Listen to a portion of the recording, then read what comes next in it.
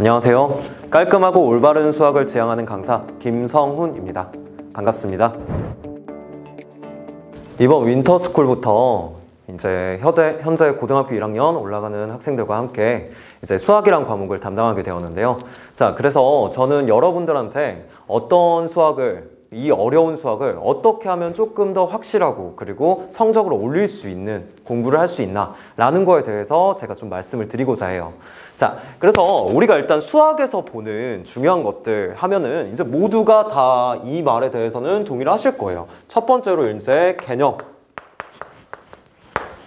모든 학원들 그리고 모든 강사들이 개념이 가장 중요하다 다들 그렇게 말을 하는데, 그러면 그 개념을 어떻게 공부해야 되냐라는 거에 대해서 제가 조금 말씀을 드릴게요.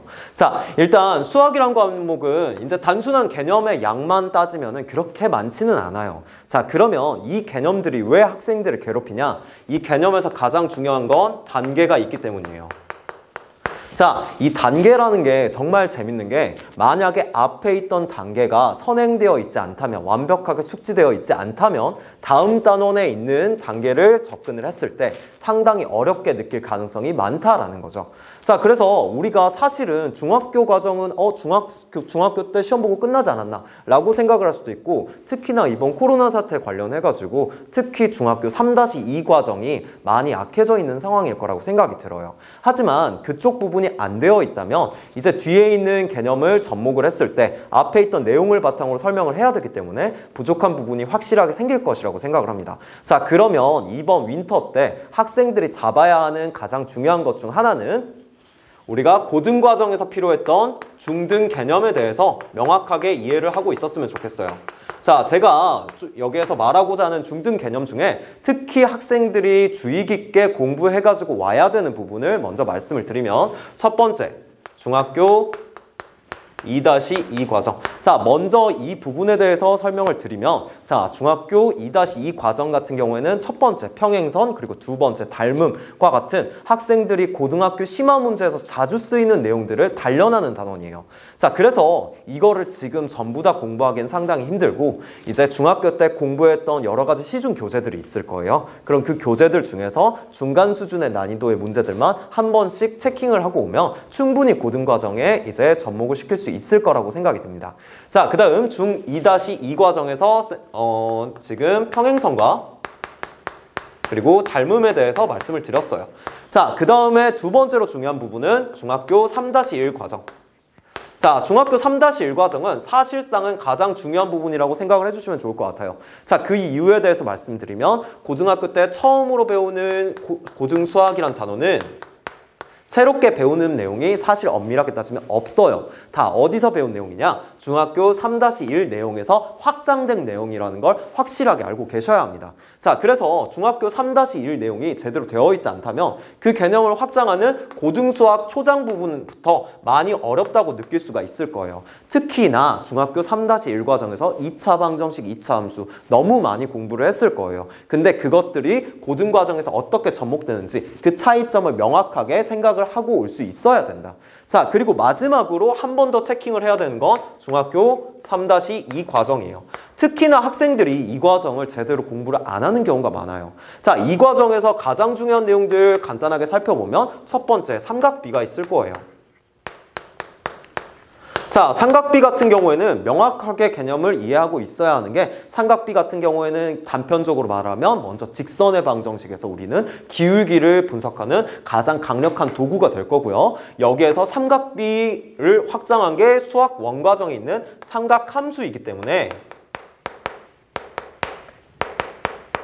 만약에 이쪽 파트를 제대로 공부를 하지 않았다면 반드시 제대로 공부를 하고 올 거라는 거. 자, 그 다음에 삼각비뿐만이 아니에요. 여기에서 우리는 학생들이 고등수학에서 가장 어렵다고 느끼는 원에 관해서 본격적으로 배우는 단원이 3-2에 포진이 되어 있습니다. 따라서 내신 준비가 조금 미흡했더라도 이 선행 욕심을 너무 내지 말고 중 3-2 과정에 있던 주요한 내용들은 반드시 체킹을 하고 왔으면 좋겠어요. 자, 그래서 수학은 단계 과목이라는 거에 대해서 제가 지금 간단하게 말씀을 드렸어요. 자, 그러면 단순히 개념만 이제 이해하는데 초점을 맞춘다? 그건 아니죠. 실질적으로 고등학교 때 학생들이 수학을 어렵게 하는 이유에 대해서 제가 간단하게 말씀을 드리면, 제가 아까 학생들이 이제 어려워하는 부분이 이제 개념은 잘 알겠는데 이걸 문제에 실제로 적용하는 게 상당히 까다롭다고 많이 느낀다고 말씀을 드렸던 것 같아요. 자, 그러면 그 부분에 대해서는 우리가 이제 어떻게 이해를 하고 있어야 되냐? 자, 일단 제가 가장 간단한 문제를 한번 써볼게요. 자, 이건 수학화에 등장하는 명제라는 단원에서 쓰는 표기를 제가 빌려왔는데요. 자, 이거는 A이면 B이다. 자, 모든 문제는 이 구조를 가지고 있어요. 자, 제가 여기에서 이렇게 한번 끊어보면, 자, 제가 분명히 A이면 B이다 라고 말씀을 드렸는데, 여기까지를 우린 일반적으로 조건이라고 불러요. 자, 그래서 수학 문제는 반드시 문제 안에 조건이 들어가 있어요. 자, 그러면 학생들이 문제를 풀기 위해서 가장 먼저 해야 되는 건 이 조건을 명확하게 찾아낼 수 있어야겠죠. 자, 그럼 조건을 명확하게 찾는다는 건 뭐냐? 분명히 이 문제를 출제한 사람들이 의도가 있어가지고 여러 가지 말들을 넣어놨을 거예요. 그럼 그 말들이 의미하는 게 무엇인지를 옆에 직접 써볼 수 있어야 돼요. 저는 이 과정을 해석이라고 부릅니다. 자, 그래서 학생들이 문제에서 주고자 하는 의도를 명확하게 해석하는 게 첫 번째 단계라는 거. 자, 그러면 이 해석하는 단계에서 이제 그 다음 우리는 결론이라는 걸 도출을 해내야겠죠. 자, 그러면 이 해석하는 과정에서 이 결론까지 가는데 분명히 필요한 요소들이 있을 거예요. 그게 흔히 말하는 우리는 논리, 또 연산도 들어갈 수 있겠고요. 이런 친구들이 해석했던 자료를 바탕으로 해서 결론까지 도달하는데 분명히 큰 힘을 발휘하는 게 수학 문제라고 생각을 하고 있습니다. 자, 그러면 학생들은 앞으로 문제를 봤을 때 어떻게 접근을 하는 걸 연습을 해야 하냐면, 자, 다시 한번 정리를 들으면 먼저 첫 번째, 문제에서 말하고자 하는 내용을 해석할 수 있어야 되고요. 그 해석을 바탕으로 우리는 수학 문제에서 배웠던 개념을 적용해서 자기만의 논리와 연산을 이용해가지고 결론까지 도출하는 과정이다. 결국에는 이 세 가지만 우리가 명확하게 명시를 하면 된다라는 거를 생각을 하면서 문제를 우리가 분석을 해줬으면 좋겠어요. 자, 그런데 중학교 때는 사실은 A라는 조건 가지고 B를 유추하는 게 상당히 쉬운 문제들이 주로 출제가 됐었어요. 하지만 고등과정에서는 이게 조금 더 확장이 돼요. 그래서 사실 A에서 뭐까지를 물어보냐면 D까지를 물어봐요. 그래서 우리가 일단 여기에서 조건을 명확하게 찾아냈어야겠죠. 자, 그러면 여기에서 우린 B까지는 갈 수 있겠지만 여기서 다른 과정도 또 연결해서 C까지를 유도를 하고, 그러면 여기에 있던 A, B, C를 이용해서 D까지 가는 과정을 거쳐야 돼요. 그러다 보니 학생들이 문제가 길어진다라고 생각할 수 있어요. 자, 그래서 문제를 풀 때 우리가 조금 더 이 문제를 정확하게 이해하기 위해서는 풀이가 길어지는 걸 두려워하지 않았으면 좋겠어요. 중학교 때는 분명히 문제 푸는데 3줄, 4줄 이 정도면 끝나는 문제들이 대부분이었겠지만 고등과정에서는 그거를 뛰어넘는 문제가 많다라는 거, 즉 그거에 대한 두려움을 없애는 게 우선이다 라고 제가 말씀드릴 수 있습니다. 자, 마지막으로 학생들이 수학 공부할 때 꼭 유념해야 될 게 있어요. 자, 저는 이 과정이 가장 중요하다고 생각을 하거든요.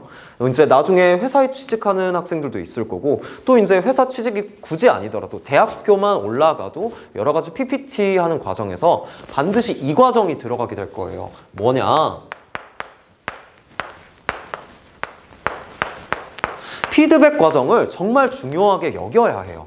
자, 우리가 분명히 수학적인 센스가 뛰어난 학생들도 있을 거고 조금 부족한 학생들도 있을 거라고 생각이 들어요. 하지만 그 학생들이 결국에는 같은 결과로 나오게 하는 가장 중요한 요소가 이 피드백이라고 생각을 해요. 분명히 자기만의 약점이 있을 거예요. 자, 그럼 이 피드백은 어떻게 하는 거냐? 자, 반드시 오답 정리를 해야겠죠. 자, 모두가 오답 정리해야 되는 건 알아요. 하지만 이 오답 정리를 어떻게 해야 되는지에 대해서는 학생들이 많이 인지를 못하고 있는 것 같아요. 자, 그러면 이 오답 정리에 대해서 제가 조금 말씀을 드리면, 자기가 틀렸던 문제를 3단으로 체크하는 게 가장 중요하다고 생각을 해요. 자, 3단이라는 건, 자, 쌤이 이렇게 3가지의 박스를 한번 그려볼게요. 자, 저는 첫 번째 박스 같은 경우에는 단순히 틀린 문제라고 생각을 하지 않고, 자, 개념이 부족해서 틀렸던 문제가 있을 수 있어요. 자, 그리고 두 번째, 개념이 아니고, 개념은 분명히 다 잡아냈어. 그러니까 해석까지 됐다는 의미겠죠. 해석은 됐는데 실수, 그러니까 연산이라든지 이런 것들 때문에 실수가 발생되는 경우가 있단 말이에요. 자기가 어떤 문제는 특히 실수 때문에 틀렸다라는 걸 구분해서 반드시 써놓으셔야 되고, 그리고 마지막 세 번째, 이런 문제 분명히 있을 거예요. 이건 접근도 못하겠던데? 접근도 못하겠던데? 자, 이게 뭔 말이냐? 문제가 너무 어려워 보이는 거예요. 그래서 뭘 써야 될지 모르는 경우가 많아요. 자, 이런 거 같은 경우에는 분명히 문제의 의도를 파악을 못한 거겠죠. 자, 그래서 의도를 파악 못한 거에 대해서 자기가 틀린 게 어떤 이유에서 틀렸는지를 명확하게 체킹을 해봤으면 좋겠어요. 자, 그래서 이와 같은 과정을 통해서 우리가 오답 정리를 하는데 특히 나중에 시험 때 주로 봐야 되는 건 이쪽 파트가 되겠죠. 의도를 못 짚었으니까 다음에는 의도를 짚을 수 있도록 우리가 조금 암기해야 되는 측면도 분명히 생길 거예요. 자, 그래서 제가 생각하는 수학 학습 방식에 대해서 이렇게 간단하게 설명을 드렸습니다. 저와 함께 하게 될 이제 학생들 같은 경우에는 이제 고등학교 1학년에 올라가는 학생들이 될 텐데, 제가 먼저 미리 말씀드리고 싶은 건 3년 동안이 매우 힘든 시기가 될 거예요. 중학교 때와는 다르게 정말 어려운 내용을 공부하게 될 거고, 그리고 분명히 체력적으로도 힘든 부분이 많이 있을 거라고 생각이 듭니다. 자, 그러면 저는 여러분들에게 어떤 강사가 되고 싶냐? 저는 학생들이 저를 직접 믿고 따르고 의지할 수 있는 리더로서의 강사의 역할이 제가 해줄 수 있는 최고의 역할이라고 생각이 들어요. 학생들이 물론 좋은 공부를 하고 그리고 좋은 문제를 풀고 좋은 성적 나오는 거 다 모두가 바라는 내용이죠. 하지만 학생들이 고등학교 때 가장 힘들어하는 건 불안감이에요. 실제로 내가 이렇게 하는 게 맞는지 아니면 내가 다른 방법을 어떻게 했으면 좋겠는지 이런 것들을 자유롭게 논의할 수 있는 그런 강사로서의 김성훈의 모습을 보여드리도록 하겠습니다. 감사합니다.